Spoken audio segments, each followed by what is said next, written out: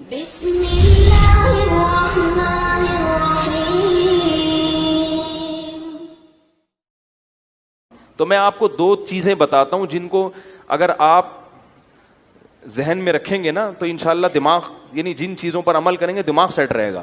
Number 1, نیند میں کبھی کمی نہ ہونے دو. بھائی نیند کیا کرنی ہے؟ ایسی کی تیسی جو مرضی کام اہم سے اہم رہ جائے, پہلے کیا ہے؟ نیند مکمل ہو. پہلے کیا کرنا ہے؟ نیند. نیند آ رہی ہے, تھکا ہوا دماغ, سارے کام ایک طرف, پہلے سوؤں گا میں. جاؤ جو مرضی ہو.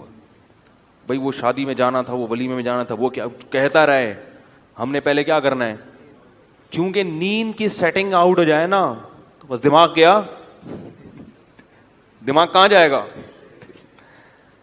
میں نے اپنی زندگی میں کئی لوگ اسٹریس اور ڈپریشن کے مریض دیکھے ہیں جو نیند پوری نہیں کرتے تھے. نیند اتنی صحت کے لیے ضروری ہے کہ روٹی اور پانی اتنا ضروری نہیں ہے. بھوک, اگر دیکھو نیند سے بڑھ کر کوئی چیز ہوتی نا تو اللہ تعالیٰ رمضان میں ہمیں کہتے ہیں نیند پوری نہ کرو, روٹی کھاتے رہو. اللہ نے روٹی پانی چھڑوا دی. اللہ کو پتا ہے کہ جتنا مرضی بھوکا پیاسا رہو گے, جب کھاؤ گے تو ریکوری ہو جائے گی. کوئی 3 دن بھی بھوکا پیاسا رہے نا, جسم کو کوئی نقصان نہیں ہے. جب کھائے گا تو دوبارہ فٹ فاٹ ویسے کا ویسے ہی ہو جائے گا. لوگ 1 ہفتہ بھی بھوکا پیاسا رہتے ہیں, کوئی بیماری پیدا نہیں ہوتی. کمزوری ہوتی ہے وقتی, جب کھائیں گے پیئیں گے دوبارہ فریش ہو جائیں گے. اللہ کرے یہ بات کسی طرح دماغ میں اتر جائے, کیونکہ اس کا ہمارے دین سے بڑا گہرا تعلق ہے. آپ کا دماغ سیٹ نہیں ہوگا, آپ نہ اللہ کے حقوق ادا کرو گے نہ بندوں کے حقوق. کیونکہ جو آدمی ڈپریشن کا مریض ہوتا ہے نا, وہ گھر میں بھی چک چک پک پک لگا کے رکھتا ہے, خود بھی ڈپریشن میں آئے گا اور بیوی بچوں کو بھی ڈپریشن میں ڈال دے گا. بد اخلاق, نبی صلی اللہ علیہ وسلم نے کیا فرمایا؟ قیامت کے دن سب سے زیادہ میرے قریب وہ ہوگا جس کے اخلاق سب سے اچھے ہوں گے. تو اخلاق کے اچھے ہونے کے لیے چیمبر کا صحیح ہونا ضروری ہے. ٹھیک ہے نا. دیکھو بچوں کی نیند پوری نہیں ہوتی, کیسے چڑچڑے ہوئے ہوتے ہیں, خام خامی چیزیں اٹھا اٹھا کے پھینک رہے ہیں. اور جب بچہ رات کو اچھی طرح سو کے صبح اٹھتا ہے, کیسا خوشی خوشی پھر رہا ہوتا ہے, حالانکہ صبح کے وقت اس نے کوئی اخلاق پر بیان نہیں سنا ہوتا. جب اندر سے سیٹ ہوتا ہے نا انسان تو خود بخود خوش مزاج ہوتا ہے, وہ ہر چیز میں دل لگتا ہے اس. تو اخلاق تو دین کا بہت بڑا حصہ ہے نا. اللہ کی باتیں بھی سمجھ میں آئیں گی. اگر چیمبر ٹھیک نہیں ہے نا تو کوئی اگر کہے کہ بھائی اگر نماز چھوڑ دو گے تو اتنے 1000 سال جہنم میں جلنا پڑے گا, تو آپ پہلے ہی جل رہے ہو, دماغ خراب ہے. بولے یار یہ پتہ نہیں کون سی شریعت ہے یار, ایک تو جہنم میں جلنا پڑے گا یار.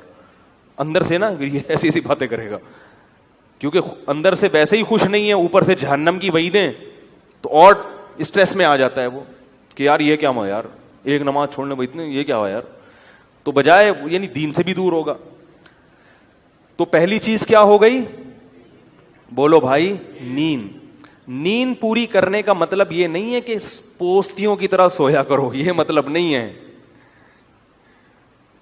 یہ کیا مطلب ہے وہ میں ابھی بتاتا ہوں. دوسری چیز کیا ہے؟ دوسری چیز ہے ٹینشن نہیں لینی. ٹینشن نہیں لینے کا مطلب یہ نہیں ہے کہ آپ کو کبھی ٹینشن ہوگی نہیں. ہے تو دنیا میں کوئی ایسا شخص ہے ہی نہیں جس کے سارے کام صحیح ہو رہے ہوں. اس پر تو ایک مستقل بیان ہے میرا کہ دنیا میں یعنی انسان جو ہے نا ڈپریشن کا علاج کیا ہے. تو میرے 3-4 بیانات ہیں, وہ آپ تفصیل سنیں. میں ابھی مختصر ایک بات بتا رہا ہوں کہ دیکھو دنیا میں ساری چاہتیں کسی کی بھی پوری نہیں ہوتی. یہ تو ہو ہی نہیں سکتا کہ آپ جو چاہیں وہ ہو جائے. لوگ وزیر اعظم بنتے ہیں, جیل میں چلے جاتے ہیں. حقیقت ہے یہ. کہاں کہاں انسان پہنچتا ہے, پھانسی کے پھندوں پہ لٹک جاتے ہیں, اور معلوم نہیں کیا کیا ہوتا ہے. تو ساری چاہتیں نہیں پوری ہونے والی ہیں آپ کی. تو اب حل کیا ہے اس کا کہ بھئی ہر خواہش پوری کرو, یہ تو ہو نہیں سکتا. تو بھائی سمجھوتا کر لو. کیا خیال ہے؟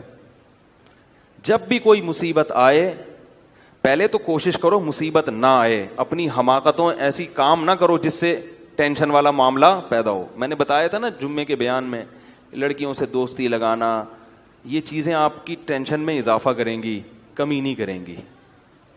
حقیقت ہے یہ. تو یہ چرس پی رہا ہے, چرسیوں میں اٹھ رہا بیٹھ رہا ہے, چرس پینے سے ٹینشن بڑھتی ہے, کم نہیں ہوتی, جب نہیں ملے گی تو پاگل ہوگا نا. تو وہ کام, ایسے کام کرنا جس سے آپ غریب آدمی ہو لیکن رہنا اپنے مالداروں کے علاقے میں شروع کر دیا, اس سے ٹینشن بڑھے گی, احساس کمتری کا شکار ہو جاؤ گے.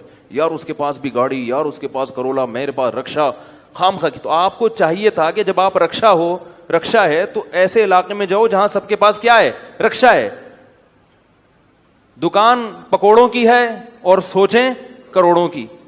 یہ خام خواہ میں لوگ ٹینشن میں آئے ہوئے ہیں. میں نے ڈیفنس کے لوگوں کو بھی ٹینشن میں دیکھا ہے, 1000 گز کا بنگلہ ہے, کروڑوں روپے کما رہے ہیں مگر ٹینشن میں ہے. یہ میں ہوائی باتیں نہیں کر رہا, لوگ آتے ہیں کیوں ٹینشن میں کہ پڑوسی کے پاس اس سے بھی زیادہ ہے.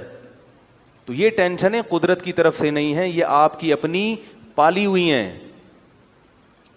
تو حدیث میں نبی صلی اللہ علیہ وسلم نے فرمایا دنیا میں ہمیشہ اپنے سے کمتر کو دیکھو. یار میرے پاس رکشا ہے اور فلاں آدمی قسطوں پہ بھی رکشا خریدنے کی صلاحیت نہیں رکھتا. جو چیز اختیار میں نہیں ہے اس کی ٹینشن لینا حماقت ہے.